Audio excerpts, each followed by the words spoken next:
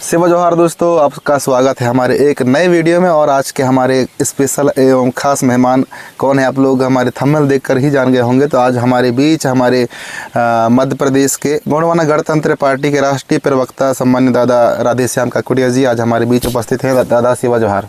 सेवा जोहार, सेवा जोहार। जो कि साथियों हर एक चीज़ के पीछे बहुत बड़ी संघर्ष होती है। आज आप लोग दादा को बहुत लंबे समय से आप लोग जान रहे हैं इनके संघर्ष को, पर इनका वास्तविक संघर्ष क्या रहा, जो आप सामाजिक संघर्ष देख रहे हैं, पर दादा का जो व्यक्तिगत संघर्ष क्या है उसको आप लोग नहीं जानते होंगे।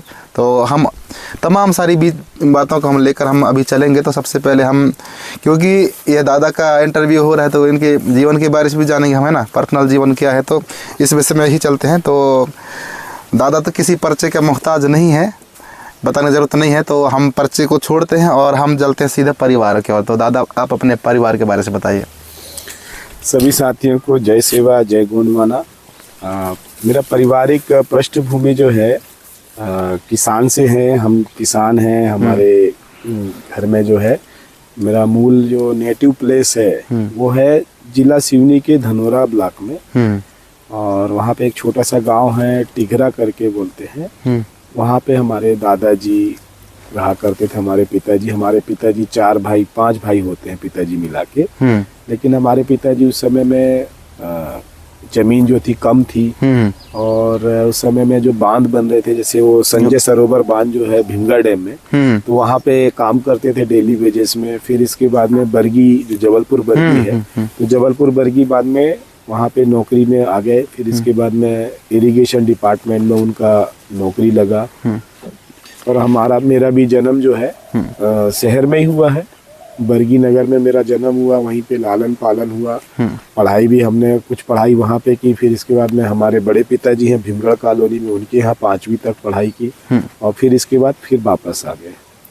और हमारे परिवार में हम जो है 5 भाई होते हैं, जिसमें से हमारे 2 भाई खत्म हो गए।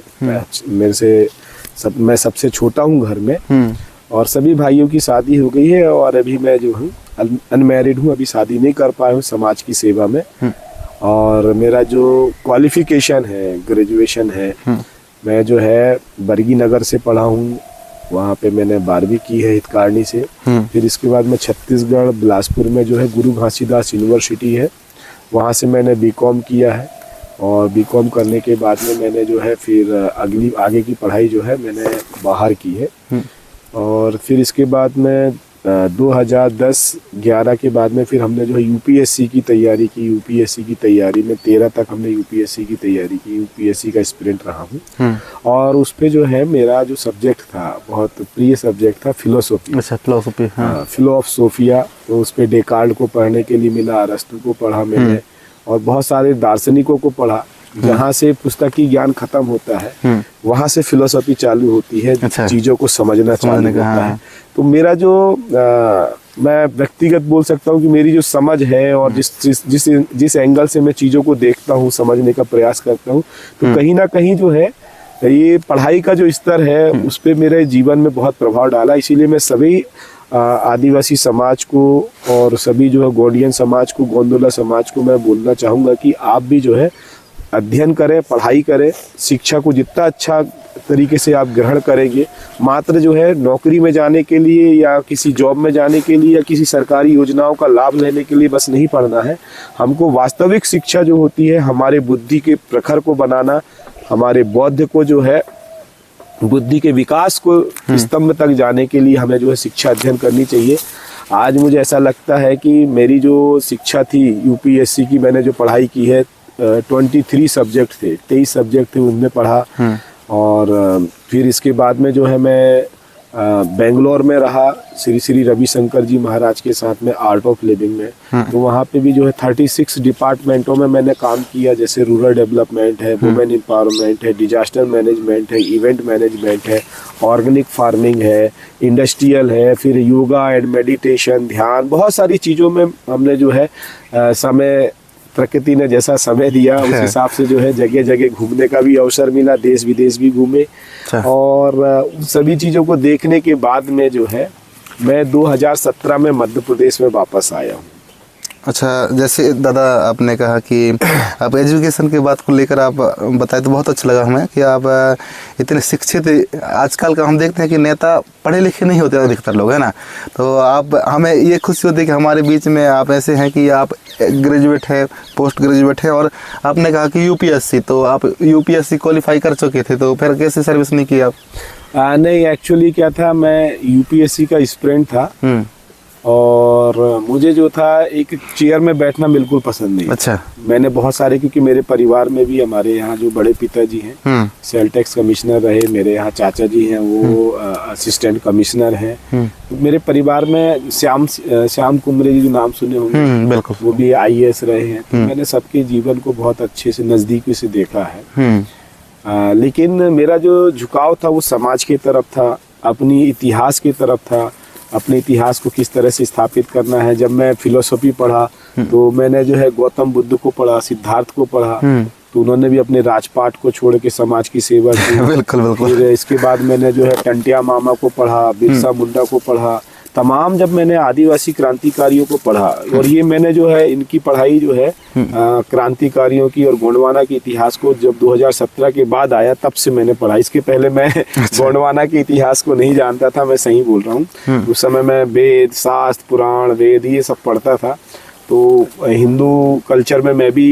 लिप्त था। लेकिन जब मैं अपनी संस्कृति को जाना, अपने इतिहास को जाना, तो मैंने उसको तिनके के समान उठा के फेंक दिया। अच्छा, आप जो लिप्त थे तो फिर कैसे आप हमारी संस्कृति के ऊपर आपको रुझान हुआ? मैं एक्चुअली क्या था, मैं बाहर ही रहता था। तो मेरी माँ ने एक छोटा सा शब्द बोल दी कि जब मैं मरूंगी तो तुमको मेरे चेहरा तक देखने के लिए नहीं मिलेगा। और ये बहुत बड़ी बात है। तो मैं उस माँ के वचनों को, क्योंकि मैं जब पिताजी मेरे जब खत्म हुए थे, एक्सपायर हुए थे, तो उस समय मेरा भाई जो था तुलसीराम ककुड़िया जी, जो अभी बिलासपुर में सर्विस में है, तो वो उस समय गुजरात में काम कर रहे थे। जब पिताजी एक्सपायर हुए थे तो उनको उनका चेहरा तक देखने नहीं मिला था, तो वो वाकया मेरे को याद आया। तो मैंने फिर जो है बाहर रहना जो है अच्छा नहीं समझा, और मेरी माँ के वचनों की, जिसने मेरे को पैदा किया, यदि मैं उनके वचनों को पूरा नहीं कर पाया, यदि उनके शब्दों में मैं अपने नहीं कर पाया, तो मेरा करोड़ों रुपए कमाना, देश विदेश घूमना कोई मायने नहीं रखता। कोई मायने नहीं। और सबसे अच्छी बात मैं आप सब लोगों के बीच में बता दूं कि मेरा जो परिवार है, मेरे परिवार ने कभी समाज सेवा के लिए मुझे कभी नहीं मना किया।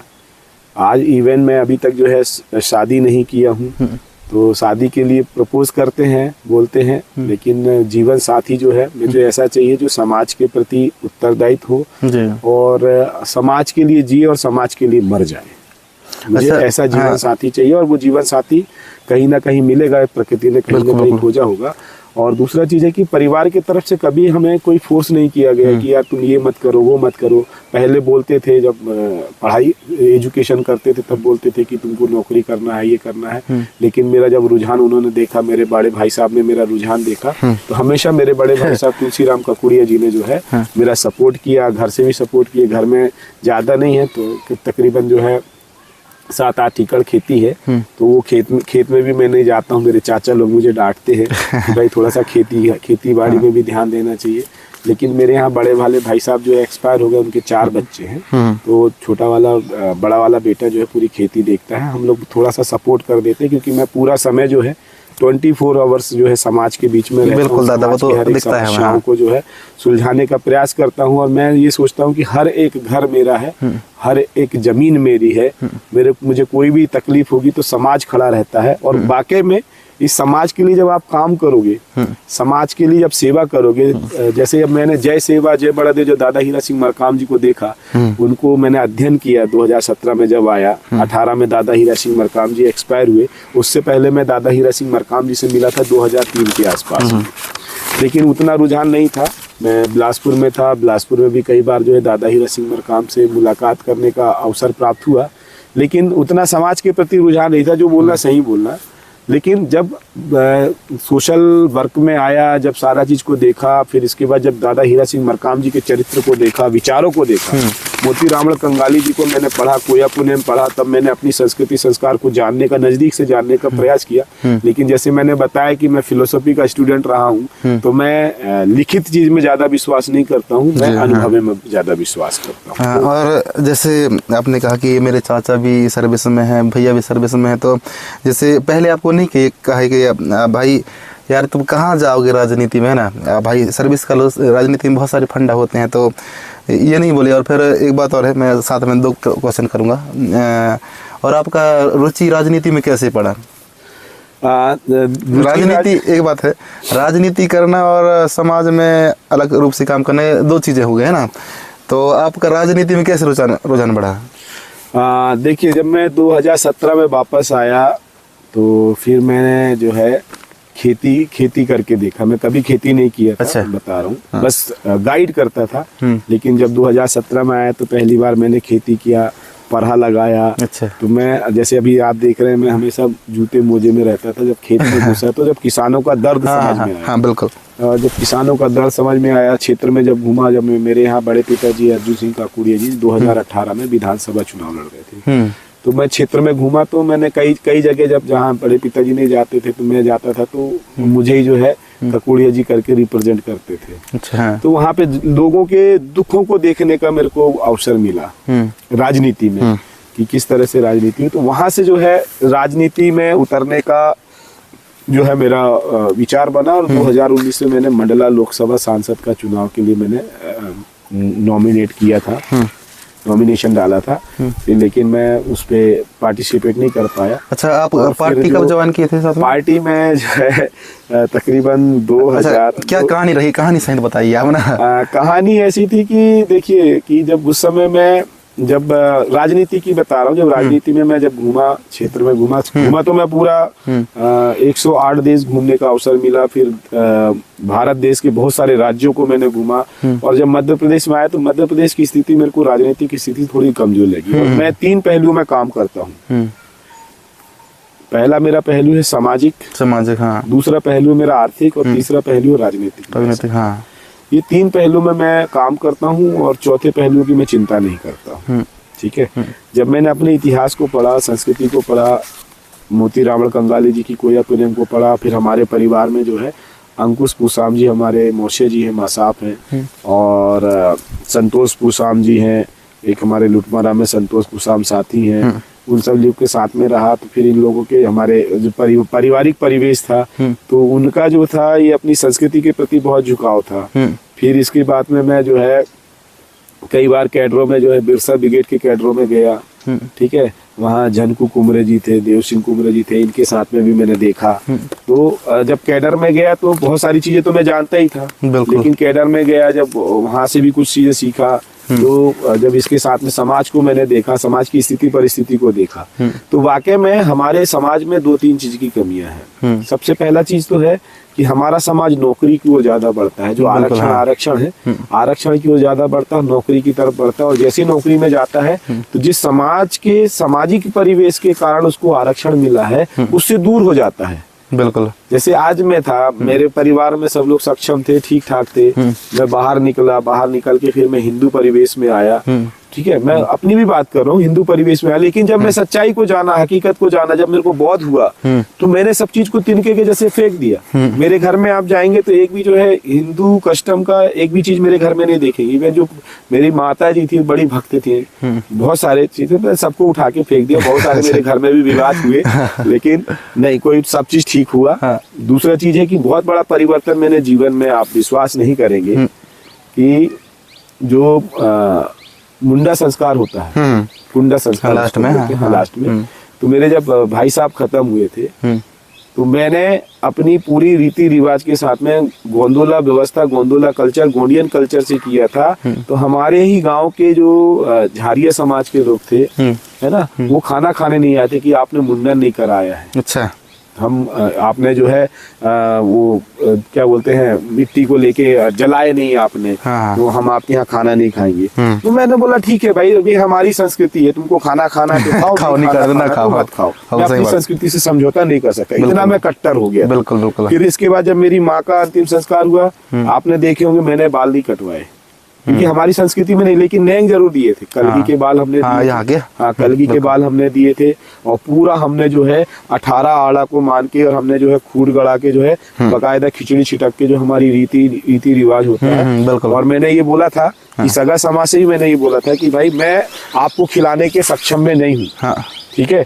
तो आप जैसे हमारे पुरखे की व्यवस्था थी कि भाई आप जो भी सीधा दोगे उस पर जो भी घटेगा बढ़ेगा, मैं जितना मेरे पास रहेगा मैं उतना लगाऊंगा, और जो भी रूखा सूखा बनेगा आपको खाना पड़ेगा। बिल्कुल बिल्कुल। तो सगा समाज आया, उसने मदद भी किया और बड़े अच्छे से जो है फिर उस समय में जो है पूरे झारिया लोग भी आए, है ना, पूरे गांव के लोग भी आए, गांव के लोगों ने भी सहयोग किया और उसको माना कि मैंने बोल दिया ना कि भाई देखो हमारी संस्कृति, हमारे संस्कार जो है आदिवासी गोंदोला कस्टम के हैं, सिस्टम के हैं, तो भाई हम अपने कस्टम सिस्टम में कर रहे हैं। भाई आप यदि मुंडन करते कुछ करते, लेकिन आदिवासी आता है आपके यहाँ बैठता है, खाता है ना, तो भाई भूखा थोड़ा, वो तो आप सबको मान सम्मान दे रहे हैं। तो आदिवासी गोंडियन कल्चर जो है वो सबको सम्मान करती है, लेकिन इसका कोई सम्मान नहीं करता। ये बड़ा दुख का विषय रहा मेरे जीवन में। इसीलिए मैं जो है अपने जीवन को परिवर्तित करके पूरे समाज के लिए और इस व्यवस्था को पूरा जो है जन जन तक पहुंचाने का प्रयास मैं कर रहा हूं कि जिस तरह से हमारे जो है महापुरुषों ने, चाहे हम मोती रामन कंगाली की बात करें, चाहे हम हीरा सिंह मरकाम की बात करें, या उससे पहले की बात करें, जन आंदोलन की बात करें, जल जंगल जमीन की लड़ाई की बात करें, तो टंटिया मामा की बात करें, या बिरसा मुंडा की बात करें, या बाबा साहब अम्बेडकर की बात करें, और उससे पीछे की बात करें तो राजा शंकर शाह, कुंवर रघुनाथ शाह की बात करें, रानी दुर्गावती की बात करें, हमारे प्रवीण चंद्र भंजदेव की बात करें, फिर और उससे पीछे जाएं तो जब हम इतिहास के पन्नों में जाते हैं और इतिहास के पन्नों से हटके जब हम जो है हमारे वास्तविक प्राकृतिक नेचर में जाते हैं, तब हमको मिलता है कौन? हीरा सूका लिंगो, पहांदी पारी कुपार लिंगो, दाई रायतार जंगो का इतिहास। और जब उससे और पीछे जाते हैं तब मिलता है शंभू शेख का इतिहास। ये हमारा बॉटम है, ये हमारी वंश बेल है, वंश बीड़ीदाई है। यहाँ से हमारे कुलमा का जन्म हुआ, यहाँ से हमारा इतिहास, वैभवशाली इतिहास, टोटमिक इतिहास, हमारा जो वंश का है, कल्चर का है, कुल का है, यहाँ से मिलता है। तब मैं यहाँ तक घुसा। अच्छा दादा, जैसे हम आपसे कई बार पर्सनल रूप से बैठते भी हैं, बीच बीच हम कैडर भी आपके सुनते हैं, बैठते हैं, और कई बार हम जैसे दादा हम कई बार आपके कैडरों में शामिल होते हैं, व्यक्तिगत रूप से भी मिलते हैं, तो आप ये समझ नहीं लगता हमें कि भाई आप नेता हो या फिर वैज्ञानिक रूप से हो, क्या हो, मुझे समझ नहीं लगता। पर भाई आपने एक बात और पहले कहा था कि मैं पहले हिंदू संस्कृति में लिप्त था और वैसे संस्कृति में मेरा पालन पोषण हुआ, तो अभी आप को देखते हैं तो आप गोंदोला व्यवस्था के बारे में बात करते हैं, हमारे पुरखोती व्यवस्था के बारे में बात करते हैं, पर आपको हमारे पुरखोती व्यवस्था पर रुचि कब से आया और इसे सजोए रखने के लिए हमें क्या करनी चाहिए? देखिए, मैं बताया ना, जब मैं 2017 में वापस आया, है ना, तब भी मैं अपने गोंदोला व्यवस्था में नहीं था। फिर धीरे धीरे जब 18 में चुनाव हुआ, विधानसभा चुनाव, जब मैं लोकसभा चुनाव लड़ा, फिर मैंने जो है गोंडवाना गणतंत्र पार्टी ज्वाइन किया। अच्छा, किस सन में किया था? मैंने गोंडवाना गणतंत्र पार्टी आई थिंक 2020-21 के आसपास में चालू किया था। अच्छा। और 2021 में जो है मैंने फिर अपनी आदिवासी कोयतुल किसान मजदूर संघ गोंडवाना कृषि उत्पादन कंपनी भी चालू किया था किसानों। मैंने बताया ना, मैं 3 आयामों में काम करता हूँ: सामाजिक न्याय व्यवस्था, सामाजिक न्याय सत्ता, आर्थिक न्याय सत्ता और राजनीतिक न्याय सत्ता। यदि गोंदोला व्यवस्था को समझना है, यदि गोंदोला व्यवस्था को स्थापित करना है, तो आपको 3 लोगों को चलना पड़ेगा। ठीक है, एक होता है हीरा सूका लिंगो, जो मुठुआ व्यवस्था को स्थापित करता है, मतलब हमारी गोठुल व्यवस्था, ज्ञान मार्ग जिसको बोलते हैं। और एक होता है कुपार लिंगो। कुपार लिंगो मतलब होता है हमारा कर्म मार्ग, जो पारी व्यवस्था को स्थापित किया, कर्म मार्ग। और तीसरा होता है हमारा दाई रायतार जंगो।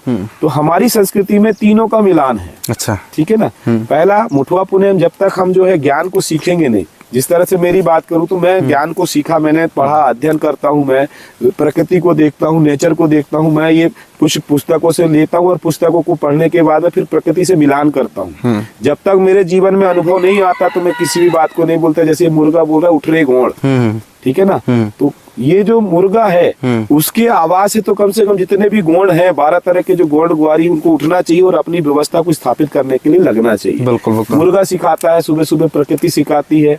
आप और जंगल में जाएंगे तो एक और जो है अक्को काको एक चिड़िया बोलती है। हाँ, बोलती ना। जाएंगे, देखो फिर से बोला ना, बोला। हाँ। तो वो संदेश दे रहा है, लेकिन हमारा जो एजुकेशन है, हमारे जो पढ़े लिखे हैं, मात्र वो पुस्तकी ज्ञान को देखते, प्रकृति को देखते ही नहीं है। और मेरा ऐसा मानना है कि आपको प्रकृति के अनुसार से चलना चाहिए, आपको पुस्तकवादी नहीं बनना है।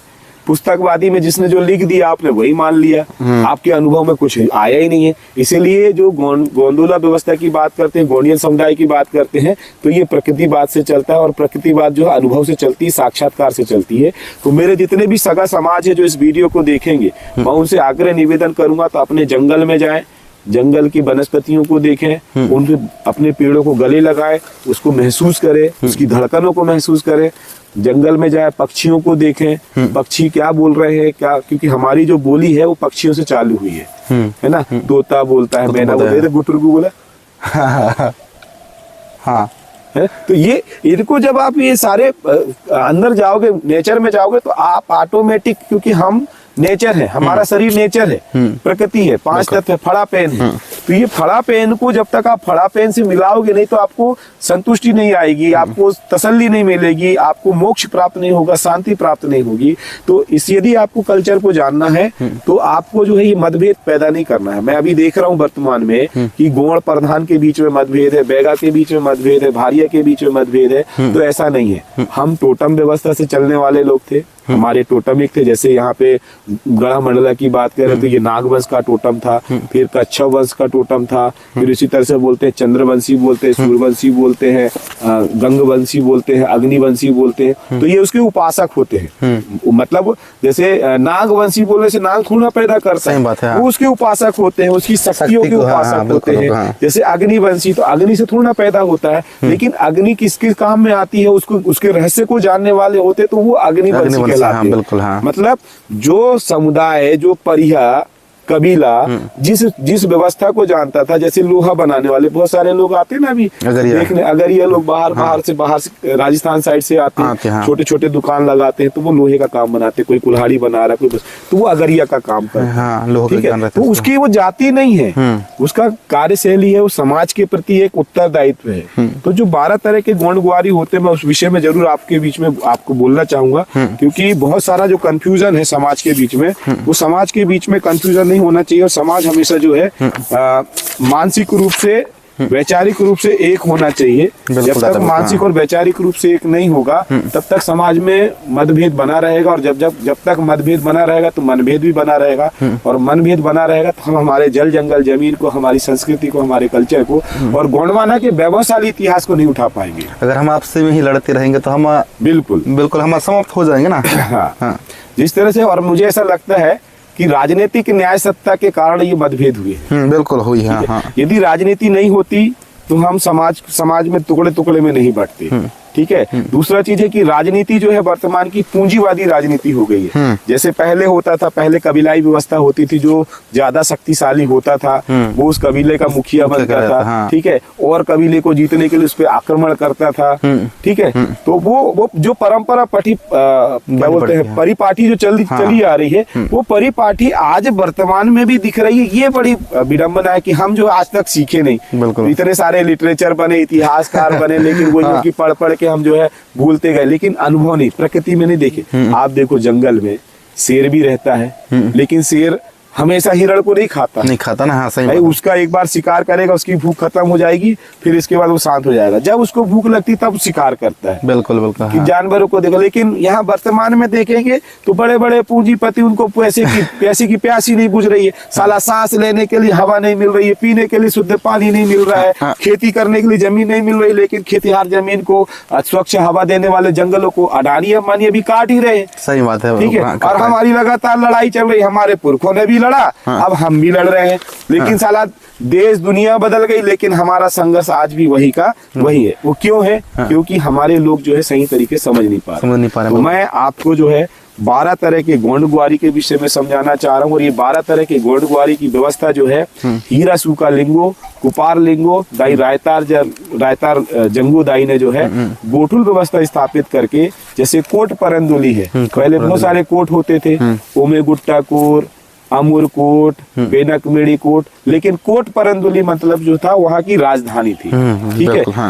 तो वहाँ की राजधानी थी और पहला आश्रम था, पहले भी हमारे समाज में वैमनस्यता फैली थी, पहले भी हमारे समाज में जो है कुरीतियां थी। तो 12 जो हमारे ज्योतिर्लिंग है पूरे देश में, तो 12 शंभू विशेष तौर पे 88 शंभू से एक में कुछ ऐसे शंभू से एक थे जिन्होंने परिवर्तन किया, तो उनके नाम से सारे जो है लिंग स्थापित किए हैं। वहां पे दाऊ शक्ति दाई शक्ति को स्थापित करके जो है उनके गुणों को, उनके कार्यों को जो है हेत और गोंगो करके जो है उनको स्मरण करते थे। लेकिन अभी बाहरी लोगों ने हमारे सारे जो तीर्थ स्थल है या फिर देव स्थल है या फिर पेन ठाने हैं या फिर हमारे पेन ठियाने हैं, सब में जो है कब्जा करके जो है हमारी संस्कृति को हमको खत्म करने का प्रयास किया। अब हमारी जिम्मेदारी कि हमको उसको कैसे जो है हासिल करना है और कैसे हम उनको जो है मान सम्मान देना है। तो वो मान सम्मान कब देंगे? जब हम 12 तरह के गोंड गुआरी को समझेंगे। तो पहला गोंड गुआरी है पड़ाल गोंड, जिसको परियाल बोलते हैं, पाटालीर बोलते हैं, पाटालिंगो बोलते हैं, जिसको प्रधान कहते हैं। हाँ। ठीक है, पठारी भी बोलते हैं इस साइड में। तो ये हमारे ही समाज का एक अंग है जो ज्ञान मार्ग में चलता था। ठीक है, जो पाठा के माध्यम से हमारी संस्कृति को बताता है। अभी मैं मान के चलो पढ़ रहा हूँ, लेकिन एक तरीके से मैं पाठा ही तो बोल रहा हूँ ना। सही बात है, बिल्कुल। मतलब गुनगुना रहा हूँ, पाठा ही बता रहा हूँ। तो आपको ज्ञान के मार्ग में बता रहा हूँ। तो मैं अभी किसका काम कर रहा हूँ? पाटालीर का काम कर रहा हूँ। गोंड, लेकिन कौन सा गोंड? अभी पाटालीर गोंड। ठीक है ना। तो इस तरीके से जो है हमारे समाज में व्यवस्था थी। दूसरा है नेलकी गोंड। अब जैसे हमारे वो भाई हैं, भैया इधर आना जरा थोड़ा सा। जैसे ये हमारे भाई है ना, इनको आप देखेंगे तो ये अभी किस खेती किसानी कर रहे हैं। ऐसे आओ ना, इधर आओ ना, इधर आओ। हाँ, थोड़ा सा। जैसे ये हमारे भैया हैं, है ना, क्या नाम है आपका? देवेंद्र उइके जी है। आज देवेंद्र उइके जी अभी अपनी खेत बाड़ी से, इनके गाय बछेरू से काम कर रहे हैं। तो ये जब खेत में काम करेंगे तो ये कौन से गुण कहलाएंगे? नेल की गुण। हाँ हाँ, बिल्कुल, है ना। तो अब जब हम गोठुल में जाएंगे तो भाई कौन सी फसल को कब बोते हैं, कौन से बीज को कहाँ से निकालते हैं, किस तरह पानी डालते हैं, किसको पानी कम डालते हैं, किसको तराई करते हैं, किसको पार में लगाते हैं, तो उसके ज्ञान को सीखना गोठुल का काम है। सही, बिल्कुल। ठीक है, तो वो ज्ञान को। फिर तीसरा है हमारा कोयतुल गोंड। ठीक है, अब हमारी बस्ती है। ठीक है, अब हम पढ़ रहे हैं तो भाई कोई हमारी रक्षा करने वाला भी होना चाहिए। बिल्कुल चाहिए। ठीक है, आज देखते तो पूरा कोयतुल कोयतुल कोयतुल कोयतुल। अरे सब कोयतुल थोड़ना है भाई। जो लड़ने का काम करता है, जो सुरक्षा प्रदान करने का काम करता है। तो मैं ऐसा मान सकता हूँ जितने भी 52गढ़ 57 परगना 258 रियासत में जो राजा रहे हैं, जिन्होंने अपने प्रजा की रक्षा करने की जिम्मेदारी उठाई थी, वो क्या कहलाते हैं? कोयतुल गोंड कहलाते हैं। कोयतुल गोंड, हाँ। ठीक है, मतलब जो लड़ता है। जैसे आज मैं वॉरियर के जैसे लड़ता हूँ, तो मैं कभी कभी बीच में जो है कोयतुल गोंड बन जाता है। हाँ। कभी मैं प्रशासन से भिड़ जाता हूँ, कभी मैं शासन से भिड़ जाता हूँ, कभी जो है ऐसे बड़े बड़े उद्योगपतियों से भिड़ता हूँ जो हमारे जल जंगल जमीन को उजाड़ने का काम कर रहे हैं, हमारी संस्कृति को उजाड़ने का काम कर रहे हैं। ऐसे विधायक सांसदों का विरोध करता हूँ जो हमारी संस्कृति, हमारे इतिहास के साथ में छेड़छाड़ कर रहे हैं। तो कभी कभी ये चीज हो जाती। फिर वो एक होता है नगारची गोंड। नगारची गोंड मतलब जो नगाड़ा बजा रहा था, वो नगाड़ा बजा रहा है तो उसकी जाति थोड़ा है भाई, वो तो कर्म है। हम भी बजाते हैं, हमारे लोग भी जो है नगाड़ा बजाते, जैसे ये बजा रहे हैं, तो मैं नगारची गोंड हो गया अभी। नहीं, मतलब हाँ, जब हमारे रेला पाठा में जब हम जो है हमारे देव जगोनी करते हैं, जो हमारे नगाड़े बजाते हैं, जो हमारे मृदंग बजाते हैं, तो उस टाइम में भी जो है नगारची गोंड। जब तक जो है अब पाटालीर जो है, अब वो संगीत का गुरु था, अब वो नगारची काम कर, रेला पाठा का सारा चीज का काम, तो नगारची का ज्ञान। फिर एक होता है अगरिया गोंड। अब जैसे ये किसान है, ठीक है ना, अब इनके हल में, बखर में 5 कौन बजाएगा? 5 कौन बजाएगा? हल कौन करेगा? तो भाई एक हमारे ही साथी भाई बीच में बैठ के ज्ञान को सीख के जो है वो लोहार का काम करेगा, अगर ये का काम करेगा, मतलब आग में काम करेगा, लोहा पचाएगा। अब ये मान के चलो जो राजा है, तो राजा का खाड़ा कौन बनाएगा? जो हम बाना लगाते हैं हमारे खेरोदाई, बाना कौन बनाएगा? कौन बनाएगा बाना? हाँ। भाई सबको अलग अलग जिम्मेदारी है। ये क्या है? एक व्यवहार है, सेवा है। ठीक है, तो अगरिया गोंड हो गया, फिर इसके बाद सोनझरिया गोंड हो गया, नियाल गोंड मतलब जो तेल निकालने वाला। अच्छा दादा, अगरिया गोंड ये अपन क्षेत्र में बोलते हैं तो लोहार बोलते हैं ना? हाँ हाँ लोहार को बोलते हैं अगर ये गोंड, अभी विश्वकर्मा बोलने लगे। बहुत सारे अपभ्रंश है ना, हाँ। उस पर अपन बाद में चर्चा कर लेंगे, फिर कभी हाँ, बैठेंगे। बिल्कुल, हाँ। तो फिर एक सोन झरिया गोंड, जो सोन नदी है, सोना झराते हैं, आभूषण बनाते हैं, उसको सोन झरिया गोंड बोलते हैं। अब वो सोनी बन गया है ना, तो बहुत सारी चीजें हैं। फिर एक नियाल गोंड होता है, मतलब तेल निकालने वाला। ठीक है, आज इसको तेल ही बोलने लगे, साहू बोलने लगे। भाई ये हमारी ही व्यवस्था का था। अभी हम खाना पकाएंगे तो तेल कहाँ से लाएंगे? हाँ ना, सही अब है। तुमको दिया जलाना है, मान के चलो खीरोदाई में दिया जलाना है, हमारे ग्राम के चौरा में दिया जलाना है, आपको भूमियार पेन में दिया जलाना है, आपको मटियारिंदाई में दिया जलाना है, तो दिया कहाँ से लेके आओगे? तेल कहाँ से लेके आओगे? तो वो व्यवस्था लगेगी, ठीक है। हाँ। फिर एक हो गया गोपाल गोंड, जो गाय को चराता है, गाय को पूरे पशुओं की व्यवस्था को देखता है। वो भाई अब तुम ये बखर भी चलाएगा, गाय भी चलाएगा, तो अकेला मर नहीं जाएगा। सही बात है, एक व्यवस्था होनी चाहिए ना। व्यवस्था होती है ना घर में, जैसे 10-12 परिवार के हैं, तो किसी को कुछ बोल दिए, किसी को कुछ बोल दिए, वो अपने सबका अपने काम करेंगे, तो वो सामुदायिक व्यवस्था कहलाती है। एक हो गया कलाल गोंड, मतलब जो रसायन को निकालता है, ठीक है, जैसे ये इसके महुआ के रस को निकालना, गुली के तेल से रस निकालना, जड़ी बूटियों से रस निकालना और इलाज पानी करना, तो उसको बोलते हैं कलाल गोंड। फिर एक होता है तोड़ियाल गोंड, जो मिट्टी का कुम्हार मटका बनाता है, जिसपे हम खाना बनाते हैं, पानी भरते हैं, दिया जलाते हैं। यदि वो नहीं रहेगा तो तुम्हारा घर की व्यवस्था कैसे चलेगी? ठीक है। फिर एक होता है कोष्टा गोंड, जो आप तुम कपड़े पहने हो ना, ये कोष्टा पनिका जिसको बोलते हैं आजकल, तो पनिका का काम कोष्टा बनाता था, कपड़ा बनाने का काम करता था, रुई उगाने का काम करते थे। किसान रुई उगाता था तो उसको निकालता था, फिर कपड़ा बनाता था, तो उसको हम ये आभूषण पहने, तो हमारे देव दिवाले में जो झंडा लगते हैं, है ना, तो झंडा कौन बनाएगा? धोती पैजामा लगता था, तो धोती कौन बनाएगा? कपड़ा कौन तैयार करेगा? तो ये सारी व्यवस्था जो है वहाँ के गोठुल में लया लय को सिखाया जाता था। एक होता है हमारा मराल गोंड, मतलब सब्जी भाजी लगाने वाला। तो ये 12 तरह के जो गोंड गुआरी हैं, इनको हमको एक करना पड़ेगा। ये अभी वर्तमान में क्या कर रहे हैं, एक एसटी में बढ़ गया है, तो एक एससी में बढ़ गया, तो एक ओबीसी में बढ़ गया, एक माइनॉरिटी में बढ़ गया। आपसी में लड़ रहे हैं सभी, आपसी में लड़ रहे हैं कि मेरे को आरक्षण नहीं मिला, मेरे को आरक्षण नहीं मिला, मेरे को नौकरी नहीं मिली, ये नहीं मिली। अच्छा। जबकि साथ में रहते तो पूरा गांव बड़े अच्छे से चलता, बिल्कुल, और हम लुटते नहीं। हाँ, पहले इसी को बोलते हैं, इसी को बोलते हैं रूढ़ी प्रथा, कस्टमरी लॉ। ठीक है, जो भारतीय संविधान के आर्टिकल नंबर 13(3) का में कस्टमरी लॉ दिया है, यहीं से पैदा हुआ है कस्टमरी। अच्छा, प्रकृति से पैदा हुआ है। हम नॉन जुडिशरी, हम प्रकृति के आधार पे चलते हैं। जैसे आप सुबह उठना है, ठीक है, अब अभी मान के चलो सूरज निकल गया, है ना, तो हमारे किसान लोग सूरज को देखेंगे कि हाँ भाई अब इतना सूरज है, तो इतना हो गया, तो बखर को निकालें, खेती करें, ये सारी चीजें करें। तो प्रकृति के आधार पे हमारा पूरा गांव चलता है, हमारे पुरखे चलते हैं, इसीलिए उनको बोलते हैं प्रकृतिवाद, और प्रकृति के नियमों में चलते हैं, इसीलिए उनको बोलते हैं नॉन जुडिशरी। जो हाथ से लिखता है उसको बोलते हैं पुस्तकवाद। अपने सुविधा के लिए नियम बनाता है, जैसे अभी तुमने ये लिखे हो, ठीक है, क्या क्या पूछना है, तो तुमने लिखे हो तो पूछ रहे हो, और यदि नहीं लिखते तो नहीं पूछते। और मैं हूँ तो मैं ना कुछ लिखा हूँ ना कुछ कर रहा हूँ, लेकिन जो प्रकृति से ज्ञान मिला, जो अनुभव में आया, उस चीज को बता रहा हूँ। तो ये तो अंतर है ना। अब इसको ऐसे छुपा लूंगा तो आप पूछ पाओगे?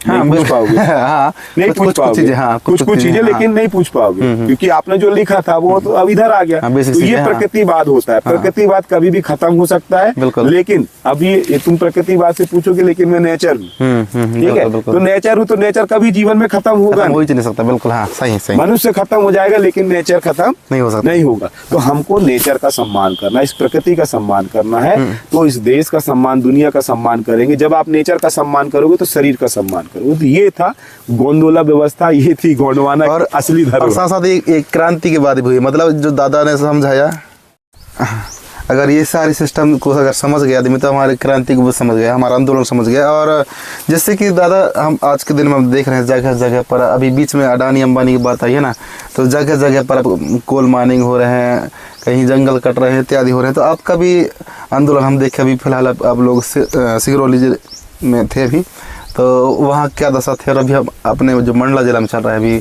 हमारे मंडला जिला का नाम बदलकर महिष्मती करने वाले हैं, तो इस पर बताइए आपका क्या विचार है, और अभी हमें और कितनी मेहनत करनी चाहिए? देखिए, मेहनत तो कुछ भी नहीं करनी है। मेहनत 0% और फायदा 1000% है, ठीक है ना। तो मेहनत आपको मात्र इतना करना है कि अपने इतिहास को समझना है। इतिहास समझ गया। जो समाज अपना इतिहास नहीं जानता, जो समाज अपने वंश को नहीं जानता, जो समाज अपने कुलमा को नहीं जानता, वो समाज कुछ नहीं जानता। तो आज मैं आपको इतिहास के पन्नों में लेके चलूंगा, थोड़ा सा मैं आपसे इस आंदोलन में लेके चलूंगा, बहुत आसान शब्दों में समझाने की कोशिश करूंगा। जब भारतीय संविधान 26 जनवरी 1950 को नहीं बना था, ठीक है, बिल्कुल। तो उसके पीछे जाएंगे तो क्या थी, वर्ण व्यवस्था थी, वर्ण व्यवस्था, ठीक है। हाँ। वर्ण व्यवस्था में कौन थे, ब्राह्मण थे, क्षत्रिय थे, वैश्य थे और शूद्र थे। ये आर्यों की व्यवस्था है। अब इनके पहले जाओगे आप तो टोटम व्यवस्था चलती थी, ठीक है ना। टोटम व्यवस्था जैसे मैंने बताया था, नांग वंश है ना, जो हमारे टोटम होते थे, पारी कीरा होते थे, जैसे नांग है, कुर्रुम बाना है, कछुआ बाना है ना, बैल सांड है, शेर है, ये हमारे टोटम होते थे, ठीक है। फिर इन्हीं को क्या, टोटम को क्या क्या किया उन्होंने, वंश में बदला, जो उसका ज्ञान जानता था। तो यहाँ पे चलती थी हमारी क्या, गोठुल व्यवस्था चलती थी, अच्छा, ठीक है ना। हाँ। गोठुल व्यवस्था चलती थी। यहीं पे जो है हीरा सूका लिंगो, आंधी पारी गोपाल लिंगो, दाई रायताल जंगो आके जो है, जो समाज में कुरीतियां थी, उस कुरीतियों को दूर करते हुए एक कोट परंदुली में आश्रम खोला, जिसको बोलते पहला गोठुल बोलते हैं, जहाँ पे लया लय और दोनों एक साथ रहते थे। और जो समाज से प्रताड़ित महिलाएं, समाज से प्रताड़ित ऐसे लोग जो तरह तरह से प्रताड़ित करते थे, उन लोगों के लिए उन्होंने आश्रम बनाया। फिर इसके बाद कछारगढ़ में गए, कछारगढ़ में फिर 33 कोट, जो 33 करोड़ देवी देवता बोलते हैं, वही 33 करोड़ देवी देवता ने, ये हिंदुओं का फोकट का बात है, ठीक है ना।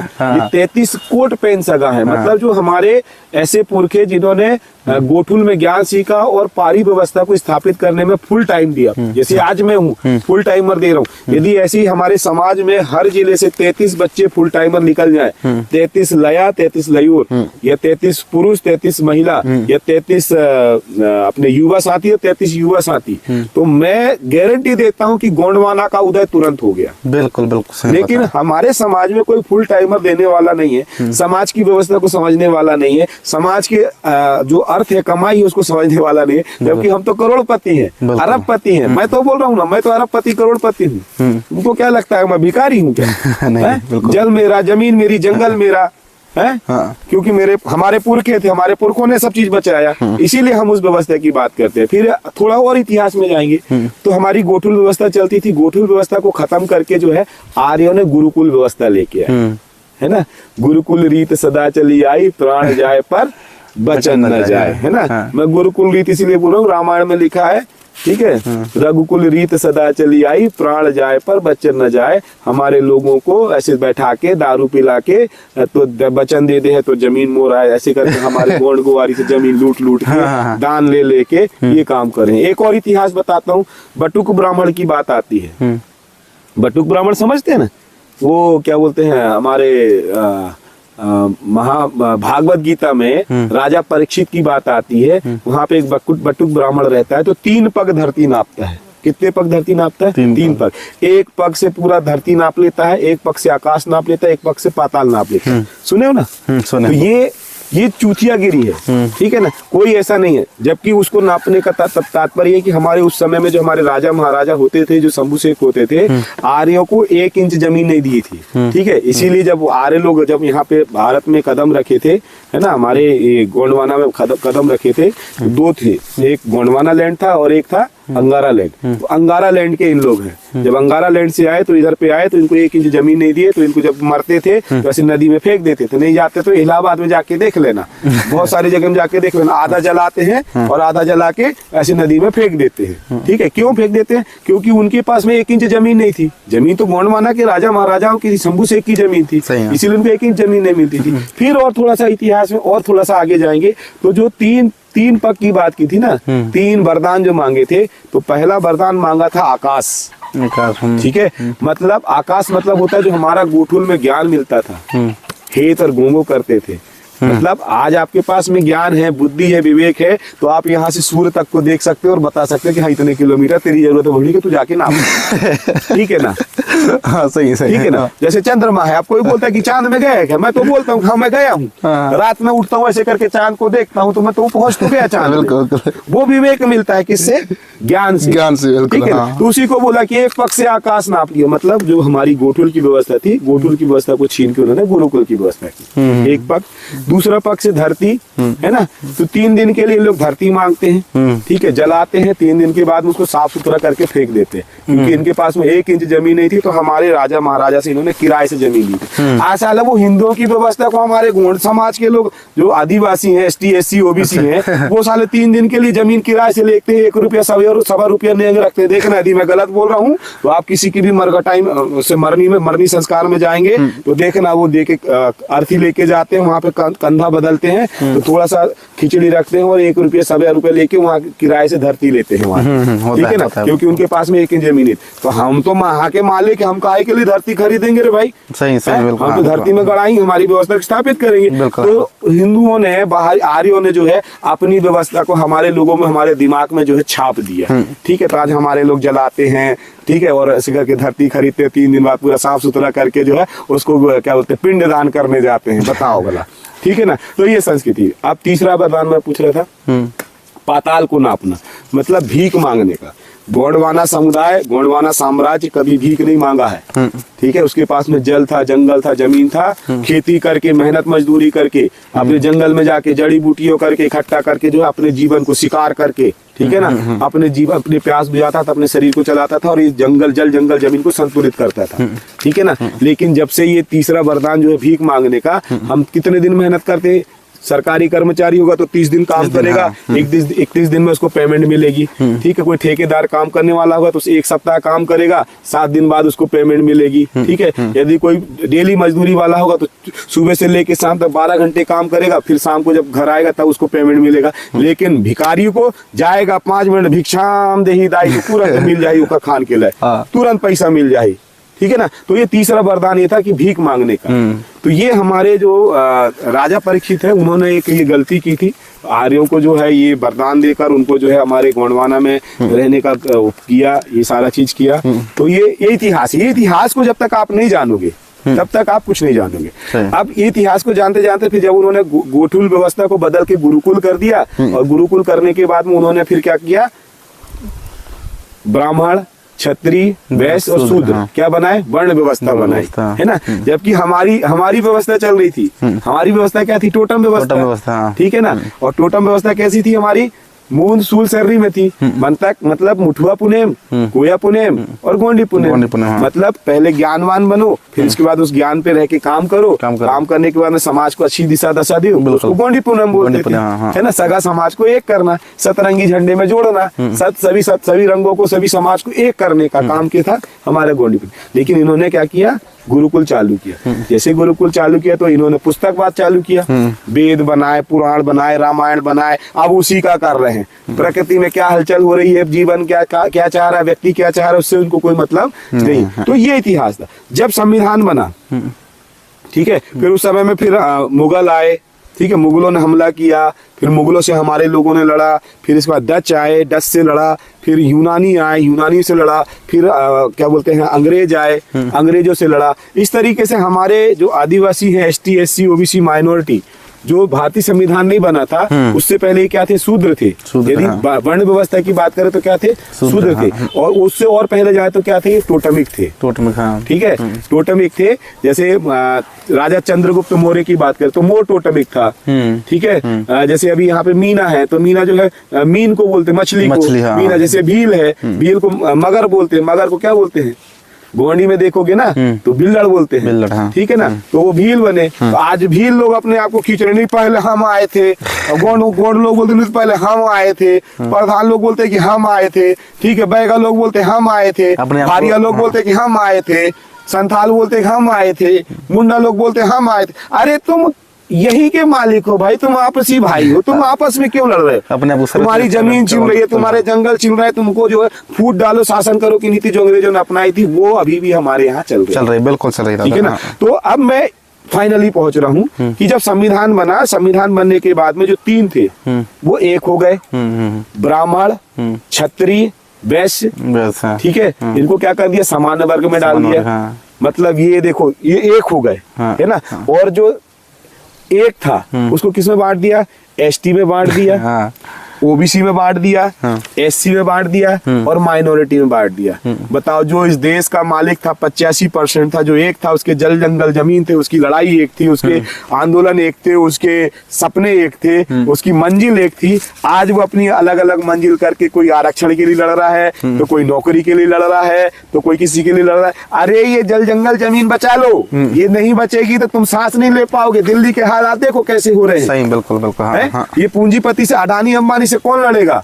ठीक है, तो ये लड़ाई किस लिए हो रही है? राजनीति, गरीबी राजनीति के कारण आ रही है। ठीक है ना, दमन शोषण राजनीति के कारण हो रहा है, भ्रष्टाचार, मानवता में एक दूसरे के अन्याय अत्याचार, ये राजनीति के कारण हो रहा है। तो गरीबी राजनीति के कारण है, भुखमरी राजनीति के कारण है, जल जंगल जमीन राजनीति के कारण उड़ रहे हैं। ये नेता ही हमारे देश को खाने का काम कर रहे हैं। इसीलिए हमको जो वर्तमान परिवेश है, भारतीय संविधान में जो 326 के तहत जो वोट देने का अधिकार दिया है, तो उस वोट देने के अधिकार को समझो और ऐसे लोगों को जो है आप राजनीति में भेजो जो आपके सामाजिक, आर्थिक और राजनीतिक न्याय सत्ता को इस प्रकृति के हिसाब से चलाएं, इस मूल सूल शरीर के हिसाब से चलाएं। ये चोर, अडानी अंबानी, ये हमारे जो मंडला की आप बात कर रहे थे ना, ये संपत्तियां हुई कि ये सब चोर लोग हैं। ठीक है, तुम्हारा वहां पे चले जाओ, एससी का है विधायक, जहां सिंगरौली में मैं आंदोलन कर रहा हूँ, क्या नाम है उसका, मेसराम, राजेंद्र मेसराम, एससी की सीट है, रिजर्व सीट है, लेकिन वहां पे